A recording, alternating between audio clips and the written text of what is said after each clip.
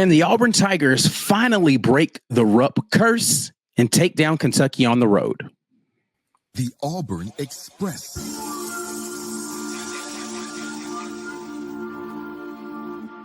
You are now listening to the War Rapport Longtown Podcast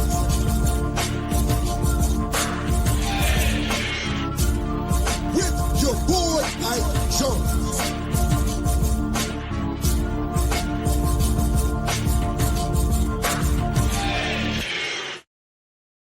Welcome inside Lobtown, part of the Auburn Express, powered by the War Rapport. We are talking Auburn versus Kentucky. Woo. This is a game that at the beginning of the season, I think a lot of people had circled on their calendars. Big game inside of Rupp Arena. Auburn coming to town. Don't know that we imagined, even as Auburn fans, that the magnitude of this game would be where Auburn wins and they have a share of the regular season title locked up with 2 games still left to go in the regular season. Auburn just needs to get a win inside of Rupp Arena, something they have not done since 1988. Is this the year that Auburn breaks that? Number 1 team coming to town, Kentucky finding their footing a little bit at home, shutting teams down defensively, finding ways to get better defensive effort. But they've still been a very up and down team all season in conference play. They are 8-7, just above 500 in conference play. So just a lot of things to consider here. One of the major things, of course, is the health of Kentucky. That's been a contributing factor to the inconsistency of this team throughout the year. Mark Pope did an amazing job of putting a roster together, really kind of last minute stringing stuff together with Coach Calipari getting out of town and taking a lot of the talent with him. So, and Mark Pope is an offensive guru. Like, he puts things together and he runs very nice offensive stuff. The style of what he does offensively is phenomenal. It's going to be a tough task for the Auburn Tigers to be able to play against defensively, even though Auburn is one of the best defensive teams in the conference, not let alone the country.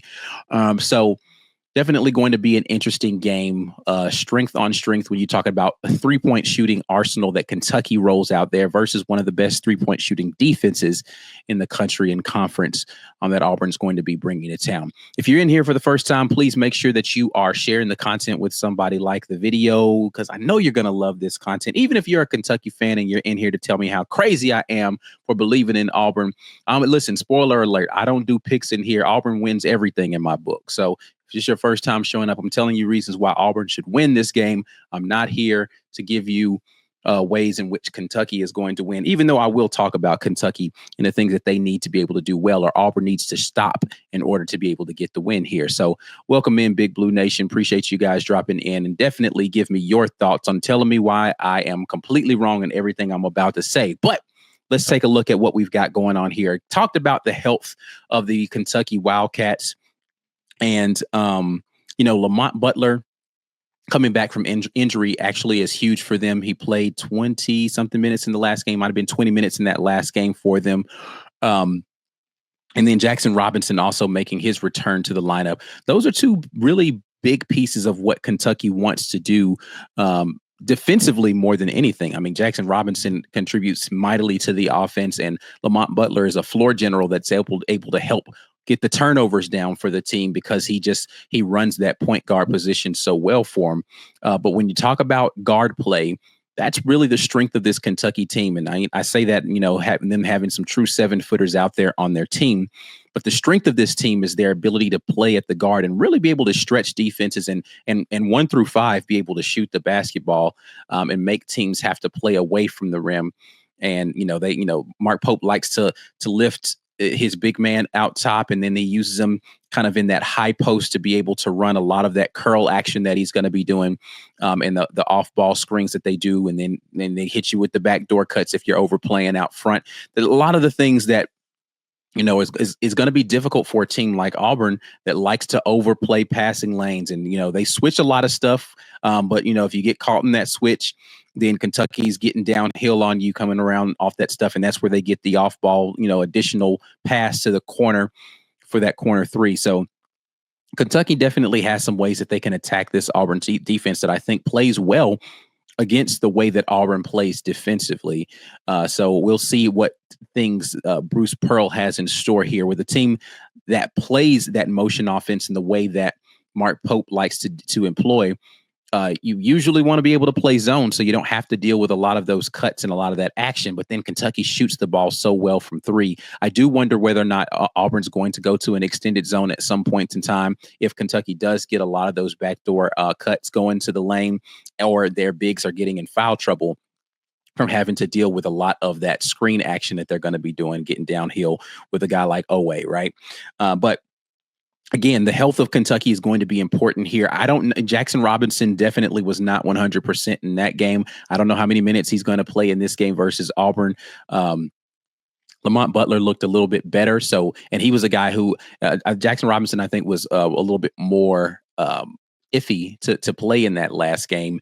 So maybe he's back a little bit too early. Lamont Butler was going to play in this Auburn game. I was sure of it. Wasn't sure he was going to play in this past game, but he definitely made his presence felt out there. But all in all, when you look at what this Kentucky team does well, it starts with the 3-point line. When you look at their home games so far this season, which they shoot the ball immaculately well inside of their building. But when you look at the games in their home building, again, they're 8-8 in the conference, but at home, they are 5-2, right? And they have shot the ball, just rattling off from the beginning, that ridiculous 106-100 game versus Florida, 14 threes in that game, 9 threes in the win versus Texas A&M, 11 threes in a loss to Alabama, 10 threes in a loss to Arkansas, 8 threes versus Tennessee, 12 threes versus Vanderbilt, and 12 threes versus Tennessee and 11 threes versus Vanderbilt. So, they've only shot less than double-digit three-pointers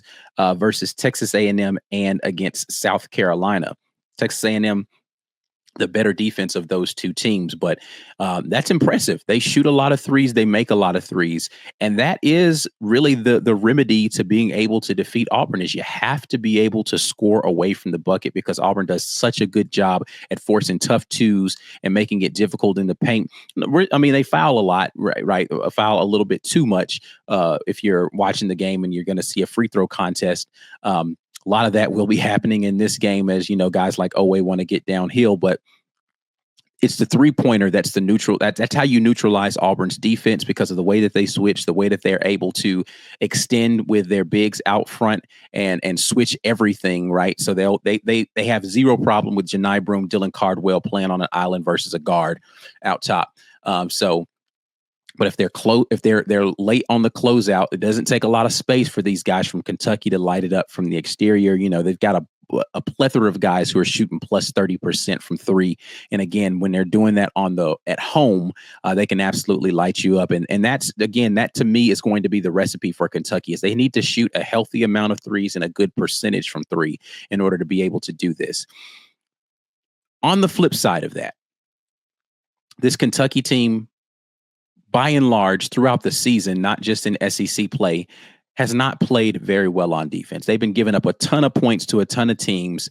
Again, recently they've done well. The last couple of home games, 57, 64, and 61 were the outputs by the opposing offenses. But you're talking about South Carolina, Tennessee, and Vanderbilt, 3 teams that are not particularly great offensively. Tennessee has a good offense, but not great.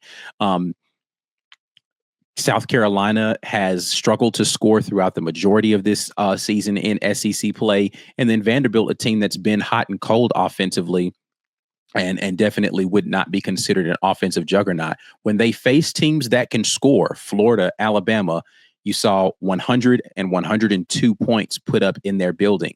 Right now, they won the game versus Florida because they were absolutely unconscious. Again, 14 threes in that game. But giving up 100 and 102, albeit early in the season when they were healthier, does not bode well for a team like Auburn that has the ability to punch back offensively. And so to me, it's going to be about who has the will to get the stops in this game. And we will see just what happens in this one. I'm definitely looking forward to this. There's going to be a lot of projections for a lot of points. So if you want to get in on the fun, make sure you hit up the folks over at Underdog Fantasy, who are sponsors of today's episode. You get $1,000 in bonus cash, up to $1,000 in bonus cash on your first deposit if you use code RAPPORT when you sign up over there. All you have to do is pick at least 2 players and determine whether that player will perform higher or lower than that projection, and you get an opportunity to win. If you're in the state of Alabama and like states, you'll be playing pool play against other people.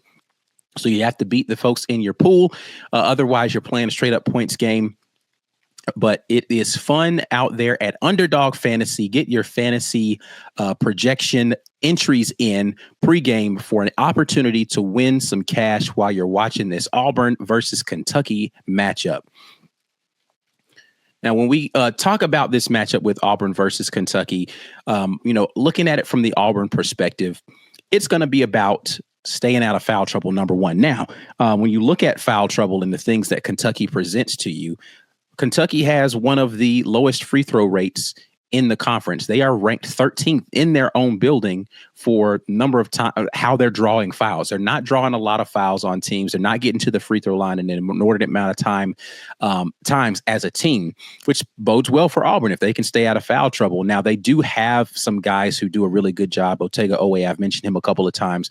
And again, getting Lamont Butler back will help with that. But it's because they're such a perimeter-oriented team, Kentucky's not getting to the free throw line a lot. How they get to the free throw line is typically going to be, getting out in transition and teams trying to stop the fast break and things of that nature. But when you talk about a team who turns folks over, Kentucky's right there at the bottom of the league at that as well. At home, they are ranked 15th in turning over teams, right? And so Auburn does a good job of taking care of the basketball for the most part. They are one of the least turnover-prone teams in the conference. So it plays into Auburn's favor that Kentucky is more perimeter oriented and you don't have the risk of foul trouble based upon how the statistics play out. On the flip side of that, Kentucky as a defense fouls quite a bit. They send teams to the line and they are the 13th ranked, again, defensive free throw rate team, meaning that they foul quite a bit when they are at home. And I'm looking at their home statistics courtesy of Bartorvik here. So Auburn will have an opportunity to be able to get to the free throw line. This may be a ref show. Like, let's just be clear. If you have something to do with your morning, this being the morning slate, and you want to get something done by the evening, you might as well just clear out a couple of hours off of your schedule because there might be a whole lot of whistles and a whole lot of play stoppage and a whole lot of reviews at the monitor in this one. I feel it coming. So just go ahead and prepare your mind for seeing referees at monitors a lot in this game. Again, Auburn's a team that sends people to the line a bunch. Kentucky's a team that sends people to the line a bunch, expects to see a parade at the free throw line pretty early in this one. But if Auburn can stay out of foul trouble, particularly with their wing players. Now, usually when I talk about this, I talk about you got to keep your bigs out of foul trouble. Kentucky's not a great rebounding team, right? They have some solid rebounders. Williams is a guy who does a good job of attacking the glass for him. That matchup of the true 7-footers out there versus Dylan Cardwell and Janai Broome, who will be undersized in this matchup for one of the few times in league play, is going to be an interesting matchup. From a physicality standpoint, I think that Dylan Cardwell, Janai Broome are the more physical pair. You add Chaney Johnson in there. But I think it's guys like Denver Jones, who's a great perimeter defensive player, and Tahad Pettiford, who's a good defensive player, but foul prone. Denver Jones, I think he had 4 fouls in this last game, or a couple of games ago, on the verge of fouling out. I believe it was Arkansas, right? And so You got to keep him and Chad Baker-Mazara and Miles Kelly out of foul trouble, because those are your guys, number one, that are going to have the primary responsibility of running those Kentucky players off of the three-point line, but number two, of punching back from the three-point line, right? Those are your three-point shooters by and large for Auburn. So they need to be out there in the flow of the game, in the rhythm of the game, available and able to get into rotations really well for Auburn in order for Auburn to come away with the victory.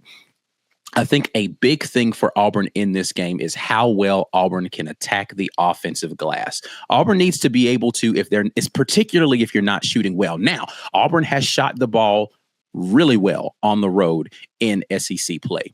40% three-point percentage on the road. When you're talking about a team like Kentucky, so far during the season, their three-point defense has been okay, not great, right? They're sixth in three-point defense, giving up about 30.5%. But Auburn has shot the ball extremely well on the road so far this year. If they are back into that groove, how they were versus Ole Miss, if that carries over into this Kentucky game, this could be a shootout. This could be a game where, there are 20 to 30 made threes in this game combined between the two teams. You're looking at something phenomenal out there from a shooting display, if that goes that way. But having said all of those things, for me, what it comes down to in this game is offensive rebounding for Auburn and how well Auburn's defense has been able to travel so far this season. They've been putting on defensive clinics for portions of games in these games on the road, right? Like, everybody's going to have a run. It's basketball, particularly college basketball, but there are stretches in games where they're absolutely shutting the water off on teams in their building. Now, they've had some poor performances actually defensively, but usually it's teams that are going to be able to play a little bit more chaotic bully ball style.